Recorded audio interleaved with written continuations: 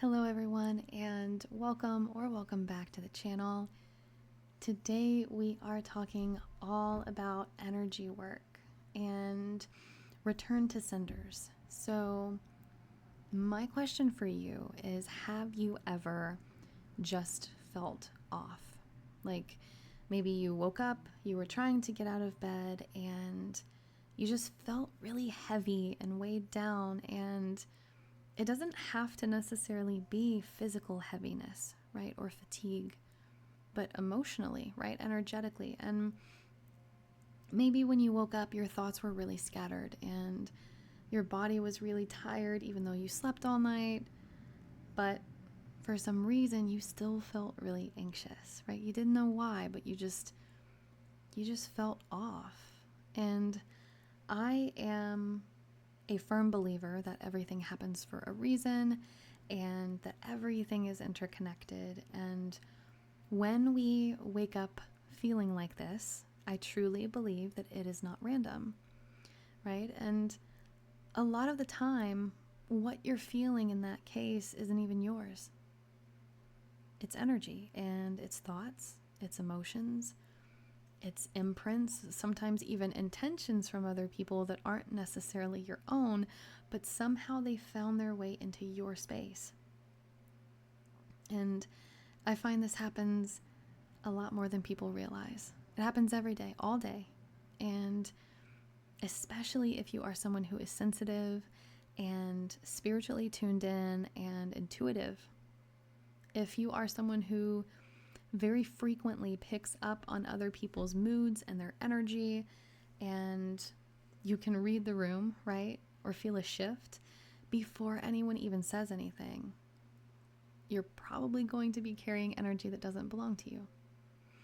And a lot of us were, unfortunately, never really taught to clear it out. Heck, we weren't even taught that it needed to be cleared out. But we're often told to just shake it off or to keep going, to push through, to hustle. But spiritually speaking, that kind of energetic buildup is not going to go away on its own. It's going to linger, it's going to fester. And if you aren't clearing it, you're going to be absorbing it over and over and over again. And you're going to absorb it into your energy body, and then, after a while, it's going to start showing signs and effects in your physical body as well. Maybe you notice a buildup of this energy after a tense conversation, or after scrolling on social media for a while, or just being around certain people who seem to drain you. And, maybe you feel like you're being watched all the time, even if you're alone at home, or like someone's thinking about you constantly, or they're talking about you, but you don't feel like it's in a good light. And you just can't quite explain it, but your spirit knows, your intuition knows that something is off. And I think that is really where return to sender work can come in and make a big difference. It's not necessarily meant to be dramatic or dark, and it's not about bitterness or getting revenge or hurting someone else. It is about releasing what wasn't yours to carry. And because this is because you don't have to hold on to other people's emotions or projections or thoughts. You don't have to stay tangled up in energy that's weighing you down constantly. You are allowed to feel clear and protected and centered in your energy and in your own field. And if you're listening to this right now, your spirit probably already knows it's time. Now, I would assume that most of you have at least heard of the phrase return to sender before. Maybe you've seen it in passing on TikTok or Instagram, or just kind of floating around in some of the spiritual spaces online. But what is it really, like at its core, right? A return to sender ritual is a way that you can send energy back to where it came from. And again, this isn't something that needs to be done in anger or with revenge in mind, because those are different types of workings, as I call them. But it's just about returning what isn't yours. So imagine your energy field is like your home, and when you're happy and healthy, it's very clean, it's very peaceful, it's very you, right? You can feel like yourself at home in your own skin. But sometimes other people can leave things behind. Maybe they left some dirt or some muddy footprints, or someone forgot their wallet, or they didn't clean up after themselves and there's some trash on the counter, or they didn't refold the blanket on the couch, right? And that can look like intrusive thoughts. It can look like sudden shifts in mood, or just weird, heavy feelings in your chest. And even if it's not intentional from the other person, it still affects you energetically, mentally, and physically eventually. So return to senders are essentially how you can sweep up all of that extra dirt, or clean up the muddy footprints, or pick up after that person from a spiritual perspective. And it's really about clearing your field and letting that energy go home, wherever that home is, right? So it's not black magic. It's not about harming people, and it is not about punishing people either. This is essentially a type of spiritual hygiene and cleanliness that we're looking at. So it's no different than washing your hands after you've been outside doing some yard work and you're getting ready to eat. You're not angry at the germs, but you are going to clean them off, right? It's the same with energy, right? You're not holding on to it. You're not amplifying it. You're just saying, hey, this isn't mine. You can have it back. And I know I've had clients tell me before that they didn't feel comfortable with it sometimes. And they worry, like, well, what if I'm doing something wrong? What if it hurts them? But the truth is that you are allowed to set boundaries, and that includes spiritual boundaries, emotional boundaries, energetic boundaries. You don't have to carry the weight of someone else's projections. You're allowed to let go of their envy or their stress or their pain and let them deal with it on their own. And a return to sender isn't about controlling other people either. It is about reclaiming your peace. It's about regaining clarity and coming back to yourself and your personal space. And I believe that when that is done with a lot of intention and with softness and honesty and love, it can be a very sacred act of self-care, whether it's something that you're doing on your own or if you're having someone do the service for you. So I always tell my clients, you're not overreacting, you're not making it up, and you're not doing anything wrong by wanting to feel this way, by wanting to feel clear and whole again, and by wanting to get rid of some of this energy that's weighing you down that, again, isn't yours. So I see it as a way of you honoring your energy. And in my opinion, that's always the right thing to do. As long as it's done with love and compassion and honesty and honor. So my question to you is, have you ever felt completely drained after a conversation? Even if it seemed like a normal everyday conversation. Or maybe you walked into one of those rooms and immediately, as soon as you opened the door, you just felt off, like something bad had happened, or something heavy, and your chest starts to pound. Even though people are acting all fine and dandy, or they're not speaking, or whatever's happening in the room is happening. That is energy, and you are feeling it. You are in tune with it. And if you're feeling these things that don't quite make sense logically, your spirit is picking up on things that are likely not yours, but other people's energies. So I want to talk about some of the most common signs that you're carrying energy that didn't come from you. So, first, there is always the emotional weight. So, maybe when you walk into that room and feel off, you feel a lot of sadness or anger or anxiety, and you don't quite know where it came from. And maybe you didn't think about anything upsetting, or you didn't think about anything stressful. Nothing happened to you, but all of a sudden, out of nowhere, your whole mood shifted.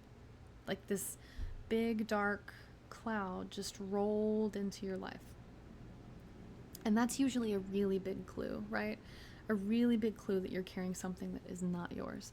And another one that I see very often is obsessive thoughts.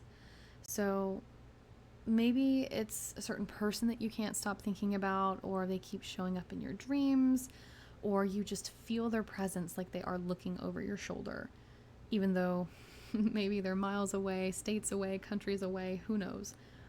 But there could still be some type of energetic tie or link between the two of you, and their thoughts are clearly brushing up against your energy field, which can be done from a distance.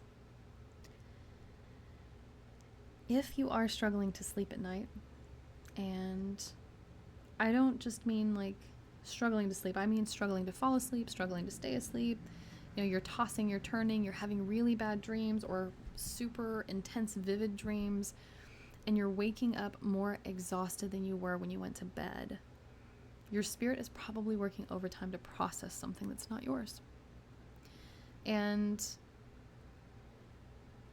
if you feel just extra energetically connected to someone, it doesn't even have to be like the obsessive thoughts we mentioned, but maybe someone's name gets mentioned in a room, or you see a name similar to theirs and your stomach just drops or your heart races, and you don't know why, because you don't feel super attached to that person, or you don't feel like maybe they haven't been in your life in a really long time. None of that is random. Energy is all interconnected. It's like a bunch of little roads in a really busy, bustling city. And you are an energetic being, and you are designed to feel things that go far beyond logic. So when your spirit gets overloaded, or when you're holding on to energy that's not yours, your body will start to tell you, right? It's going to tell you through discomfort and pain and restlessness, through anxiety, through mood swings, through exhaustion. And maybe you even find yourself withdrawing from other people, or you're becoming very emotionally reactive when usually you aren't. It's not because there's something wrong with you or because you're broken, it's because your field is overstimulated, right? Your spirit is overwhelmed. It's receiving a lot of input from the external world. And this is incredibly common for people like myself who are empaths and healers and very sensitive souls. So, these kind of people who are just naturally tuning into others without trying, right? And I do think that it's a gift, but it can also mean that your boundaries really need to be stronger than most people's boundaries, because we can get taken advantage of very easily, and we can be worn down and burnt out very easily. So if any of this sounds like you, I want you to go ahead and take a deep breath in through the nose and out through the mouth. So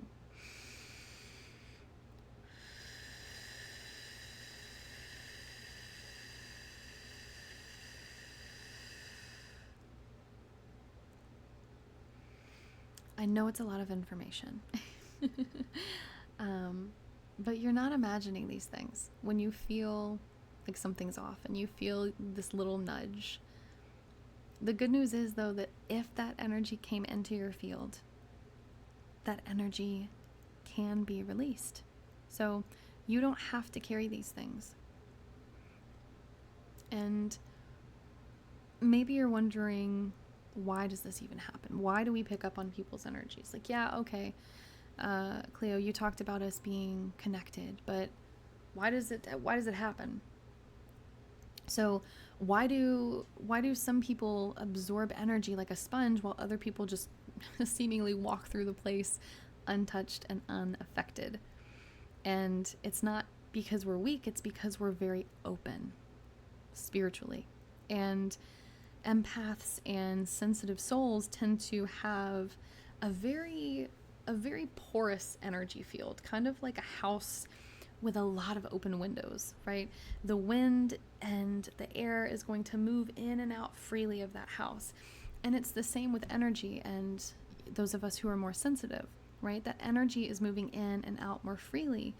And it's a very incredibly beautiful thing when you're feeling things like love or joy or connection. But it also means that that unwanted energy can slip in just as easily. And sometimes that's intentional, like when someone's thinking about you with jealousy or resentment. But from experience and decades of being in this field, I think more often than not, people are leaving residual energy behind unintentionally. People tend to project, even myself and anyone who's listening, we all project energy constantly, all day long. Even when we don't know how to manage our own energy or our emotions, that energy doesn't disappear. It just moves around, it shifts. And sensitive people are usually the first ones to pick that up. So it could be as simple as standing too close to someone who's angry in a grocery store, or hugging someone who's grieving, or scrolling past a very intense post online, or a political post, or something very triggering, right? That emotional frequency transfers and it sticks and it lingers. And empaths also tend to have a very strong emotional compassion. So when someone else is hurting, we don't notice it, we feel it like deeply, as if we are them going through the same experience. And without boundaries, that latches onto us and we carry it for extended periods of time, and that is heavy, right? And you might find yourself trying to fix people, or over explaining your feelings, or staying in situations or relationships far after your body or your intuition or your energy have said, no, we need to leave. And unfortunately, this tends to happen because we feel responsible for the energy in the room, right? And I want to reiterate that it's not your fault that you feel that way, because this is a response to being energetically open in a world that doesn't teach people how to take care of their own energy. But just because you can absorb energy doesn't mean you have to. And next week, we're going to start talking a lot about protection and boundary setting, and how that can really benefit you if you are someone who's more sensitive. So you don't have to close yourself off completely in order to protect yourself or to protect your energy and avoid all of this gunk from being absorbed into your field. And you don't have to stop being nice or shut down or stop being intuitive or emotionally connected to everyone. You just need better tools and boundaries that are suited for you, right? And sometimes you might need help clearing out what's already stuck. And return to sender work is one of those tools, right? It is something that gives you a way to gently and lovingly say, hey, this energy is not mine. I'm going to release it. You can have it back. I call my energy and my spirit back home. And that is not just self-care. It is spiritual hygiene and sovereignty. And it is so important for you, because when we lose our boundaries and we absorb all of the stuff that isn't ours, we lose ourselves, we lose our identity, we don't know who we are, where we're going, what we're doing in the world, and it creates so much chaos for us. So, okay, now that we have talked about what a return to sender ritual is, let's talk briefly about how it works. So my personal sessions aren't super dramatic. They're not over the top. I like to do it in a very quiet, loving way and listen to the energy as it speaks, right? Because a return to sender is all about direction. It's about telling energy where to go. It's not telling it what to do. It's not telling it how to behave or to manifest. It's just, hey, let's reflect you back. Let's send you back in this direction. So when someone sends you love, whether it's intentional or not, whether it's love, envy, worry, obsession, anger, whatever it is, it doesn't just disappear, right? Energy has weight, and they all have different weights to them too. And if you don't redirect it, you carry it, and then you're burdened, and then you're weighed down. So these are like ways to send it back, right? And it's not about throwing it aggressively. It's not forceful. We're simply mirroring it. We're redirecting the energy, reflecting it back unchanged. That's the key, unchanged to the original source. So we're not twisting, we're not amplifying, we're acknowledging that it's not ours. And that matters spiritually, because when you hold on to energy that isn't yours, it will block your own. And that's what I was talking about earlier when I was mentioning you lose your sense of self and identity. It's the same thing energetically. It creates confusion. It creates emotional static and fatigue. It clogs your spiritual channels. It clogs the connection between you and your higher self and you and the divine. So it's like kind of like a lot of clutter in your house. It's hard to get around and do the things you need to do if your home is cluttered from other people's stuff, right? But when you start to return that energy that's not yours, you're making space and room for you again, for your energy, space for your intuition to come back online, for your emotions to stabilize, for your nervous system to calm down. And these rituals don't have to be super complicated. What they need to have is to have significant intention behind them. So we don't need a lot of tools. We don't need a lot of energy to go behind it. We need clarity, we need stillness, and a willingness to let go of what's not serving us without judgment. So from a spiritual perspective, a return to sender is kind of like an act of alignment, right? It's putting you back in your own vibration, your own personal frequency. And it reminds your system that it is safe to be clear again, to be yourself again. Like if you have dirty windows all over your house, right, that have been gunked up for ages from other, weather events and things like that, it's going to block some of the sunlight from coming in. But once you go out there and clean those windows thoroughly, all of that beautiful sunlight's going to come in. And it's the same with energy. For those of us who are really emotionally or psychically sensitive, this work is absolutely life-changing, because it doesn't just shift the energy around you, it also shifts how you feel inside your own skin.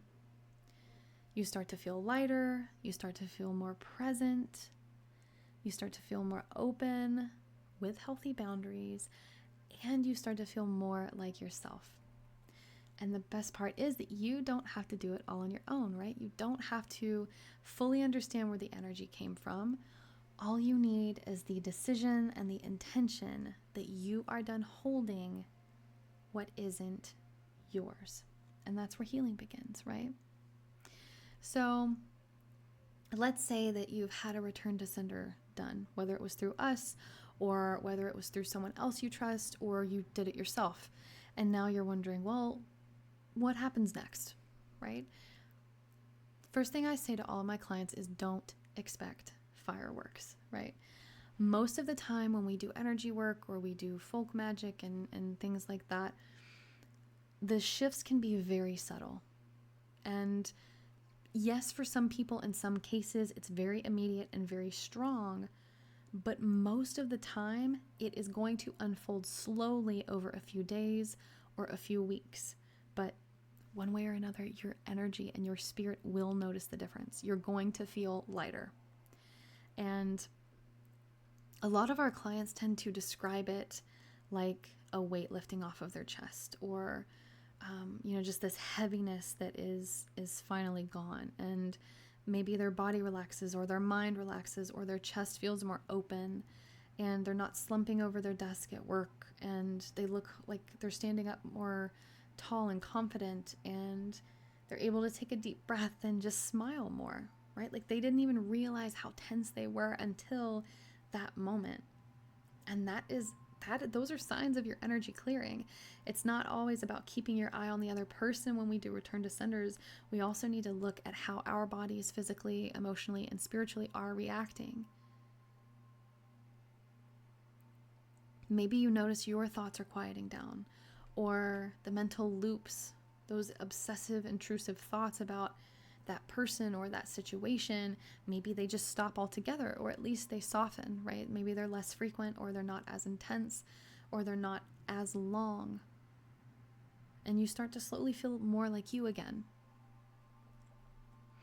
And another common shift that I do see with my clients is in emotions.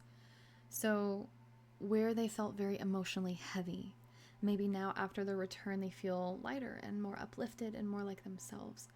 And sometimes that sadness can soften into more of a neutral state, right? Maybe the anger starts to loosen its grip on them, and they're not feeling so on edge all of the time, or irritable and reactive to everyone. And it's not necessarily the situation that disappeared, right? It's just that it's no longer living in your energy body. And so it's no longer impacting your emotions and your physical body the way that it was. So you might also notice that when you do return to senders, even if it's unintentional, because return to senders don't have to be targeted at a specific person or a specific instance. However, they can be. A lot of people tend to do return to senders in just general. So, hey, let's return everything that isn't mine to wherever it's meant to go. And when you do that and you're not targeting a specific person or a specific relationship like you would in a cord cutting, for example, what you might notice is that certain people can fade out of your life. Maybe they stop texting, or they stop trying to see you, or they stop stalking you on social media, or you realize that this one group isn't gossiping anymore about you.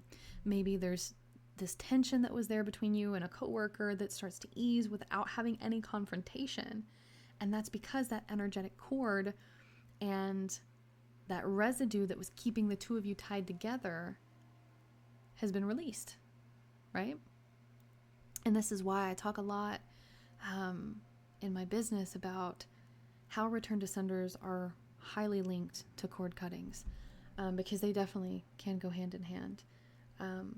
But there are more subtle signs, right? Maybe you notice your sleep improves. It's easier to fall asleep, easier to stay asleep. You feel more relaxed and rested in the mornings. Maybe your dreams get clearer.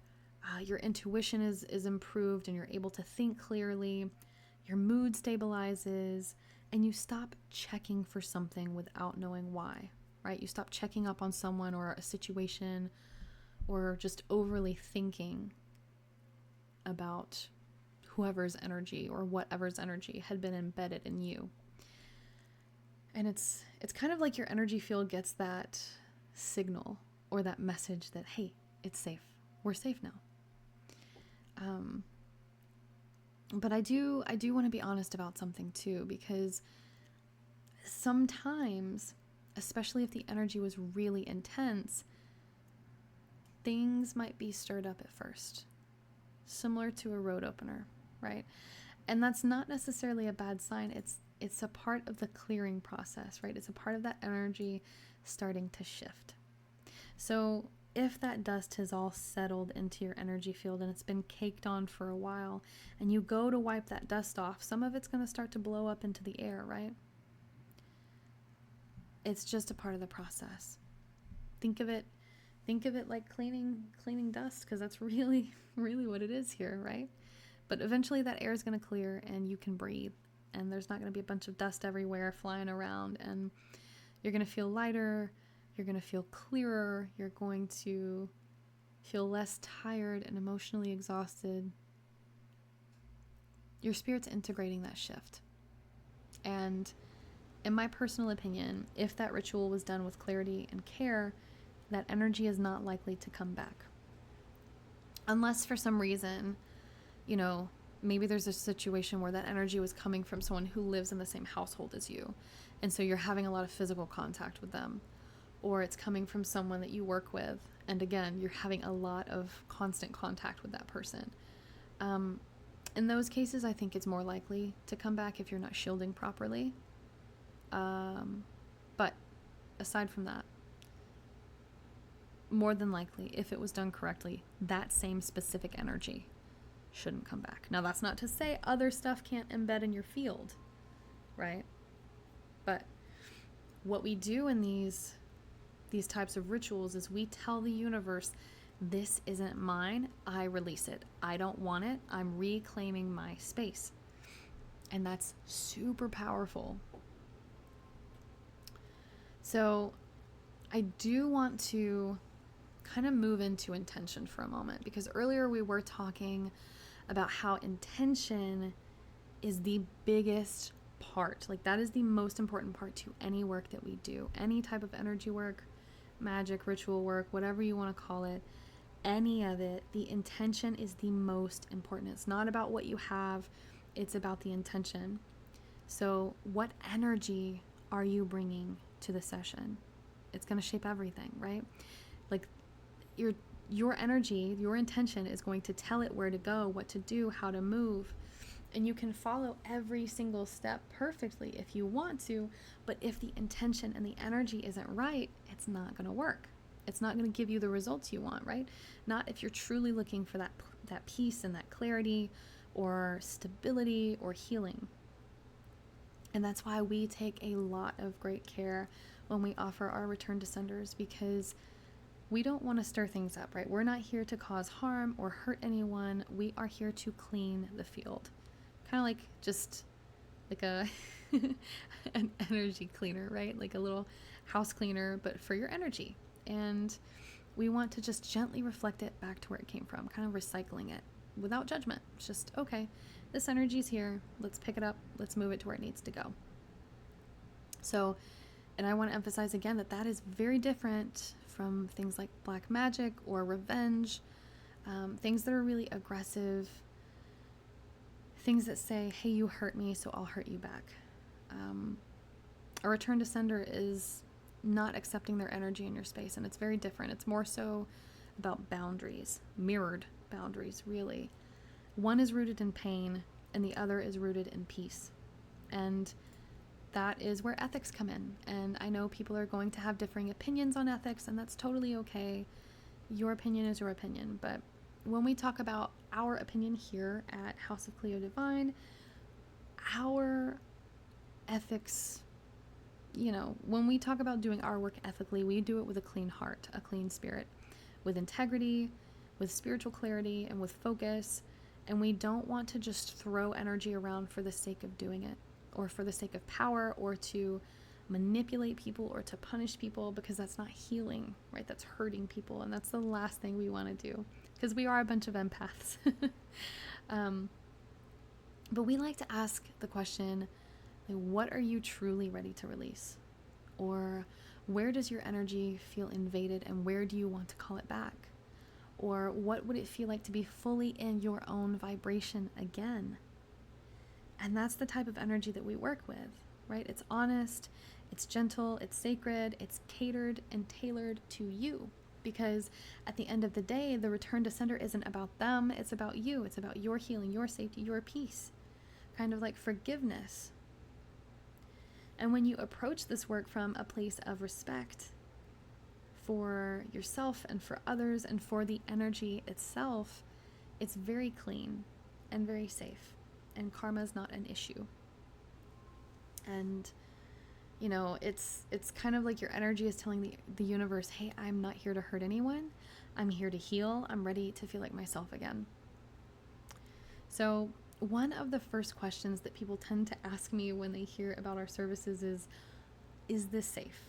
Or am I going to get bad karma for doing this? And that's a great question. I used to be worried about that before when I was really young and hadn't had any experience in this field. And especially if you were raised with the idea that any form of spiritual protection is somehow dark or dangerous, completely understandable.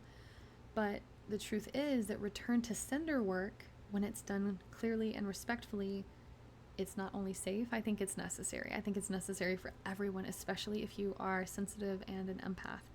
Because safety, in this case, isn't necessarily about avoiding karma. It's about honoring your energetic boundaries, honoring your space and yourself.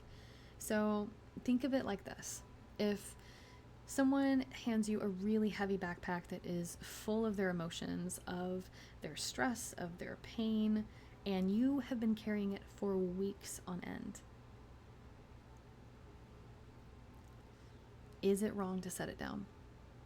No, it's not. If you say, hey, this isn't mine, I'm going to give it back to you, you're not hurting them. You're just choosing not to carry what they didn't even ask to give you in the first place. It's not karmic, it's balance. And return to senders are not about sending harm, they're about returning the energy to its original state. That means without judgment, without added force, and with spiritual neutrality. So if your intention, of course, is to curse someone or to punish someone or to create suffering, that creates a whole different type of energy, right? And that's where karma can get involved, in our opinion. But that's not necessarily what we do with our services. So we work from a place of clarity and love and chaos. I'm sorry, not chaos, not chaos. We come from a peaceful place and we avoid punishing others because in our opinion, a lot of the times reflecting their energy back to them or separating yourself from the problem is punishment enough. So when you do this work or you have this type of work done for you, it is with the intention of protecting your peace, of reclaiming your space, of releasing what wasn't yours, and that's a spiritual alignment at its highest. So karma is all about cause and effect, right? So what happens when your cause is healing, right? The effect is healing. So the truth is that you are allowed to be safe and to be healthy and to be happy, and you are allowed to clear your field, and you're allowed to give back energy that doesn't belong to you. And it might feel selfish, but facts aren't feelings, or feelings aren't facts, right? So that's not selfishness, it's spiritual responsibility. So if you've been holding back out of fear, or you are afraid that you're doing the wrong thing, you're not calling in darkness, you're not racking up karmic debt, and you're not calling in these bad things that are going to, haunt you for the rest of your life. You are calling in light, and you are choosing to stand in your own frequency and to stand your ground. And there is nothing wrong with that. So maybe you're wondering, well, should I be doing this myself? I don't know what I'm doing. Or is this something that I should have someone else handle for me? And that is entirely a personal choice, right? There is no one-size-fits-all answer here, because some people love doing their own rituals and they do them frequently and they feel comfortable setting up the space and calling in the energy and lighting the candles and doing the full process on their own. And that is such a beautiful thing, and we do encourage that. But not everyone wants to do it alone, and not everyone should. You shouldn't have to do it alone if you don't want to. So another thing is, though, let's be real, when you are overwhelmed and you are emotionally foggy or you're spiritually drained, oh man, it's so hard to be clear and to lead yourself through a ritual, especially one that involves setting those energetic boundaries. And I'm speaking this from personal experience, which is why I don't do my own personal return to senders very often. I have a friend do them for me, but you often will second guess yourself when you're exhausted and when you need them. And maybe you'll worry that you did it wrong, or that you just don't feel grounded enough to handle someone else's energy that's moving through your space. And that's why it's important, if you are having that trouble, to work with someone who's a practitioner that you trust. Someone who knows how to hold space for you, who knows how to protect your field and guide that energy gently, because it can make a huge difference, not just in the experience that you have, but also in the outcome of that energy release.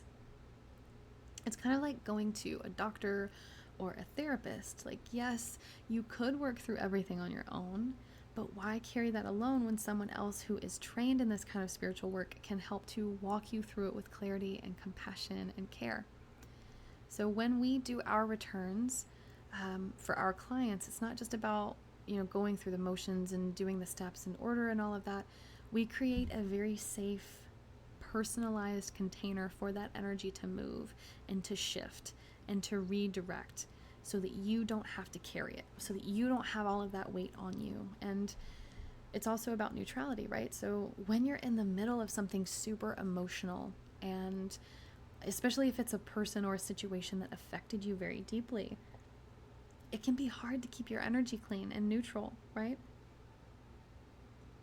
Because the intention that we have, the energy that we're intending throughout the whole ceremony, that's going to dictate the outcome. If we have a highly emotionally charged intention, even if it's unintentional, unintentional intention, but really, even if we are like wanting to send it back in love and light and peace and all of this, but we're still feeling all of that bitterness and anger, it can really hurt the other person, and it can really end up hurting us in the long run too. And if you let someone else hold that space for you, who has that neutrality, who's not involved in the situation, it can help to create a more clear line between what's yours and what's the other person's energy, and what needs to be released and what has already been released, or even what's ready to be released, right? Because let's face it, sometimes energy isn't ready. Sometimes we aren't ready to fully release it, and we'll release some in layers. So if you are asking yourself, hey, well, can I do this myself? Of course you can. The answer is probably yes. But if you're asking, hey, do I feel safe? Do I feel ready? Do I feel grounded enough to do this well? Do I know how to do it? And if you feel like the answer is no, that's okay. You can totally ask for help. That's you being smart about your spiritual hygiene, right? And your spiritual boundaries. And, I wish I could, sometimes I wish I could take you guys into some of the sessions that we have, because, we do help a lot of people, and I absolutely love what we do here, and some of the amazing shifts that these people have when we do not just return to senders, but even like cord cuttings or road openers or any of our services. But like, I've worked with people who we've helped them get sleep. We've helped them with their anxiety. We've helped them just feel uplifted because they were so weighed down by others' gunk. They didn't even know where all of it was coming from. And it's such a beautiful thing. Even helping, I remember 2-3 weeks ago, we had a client who was having incredibly intrusive and obsessive thoughts about an ex. And they came out of nowhere, and they hadn't spoken in 10 years. And she's like, I have no idea where this is coming from. I haven't even thought about him in almost a decade, but now it's just like he's invading me. And we went through with a strong cord cutting and a return to sender, and she was fine after that. It was incredible. And yeah, it's just such a beautiful experience. I wish I could take you guys in on some, but I do like to keep them private because it's a very intimate thing too, So, I know a lot of people don't quite know how to put it into words, and I don't either sometimes, but I think what I notice most when working with people is that after we do sessions like these, they seem to feel like themselves again, right? They regain that sense of who they are and where they're at in their life and where they're wanting to go. And it's beautiful. So anyway, if you have been living that way for a while and you are looking for assistance, and you are wanting to work with us, we would love to be of service to you. We do have our website linked below and some services, including our cord cuttings and our return to senders, linked below. And you can always check that out. Email us if you have any questions. And yeah, we'd love to hear from you. Thanks again for hanging out with us and learning all about your energy and return to sender work. And I hope that you have the courage and the strength today to lay down what's not yours, because you deserve to be happy and healthy and beautifully you.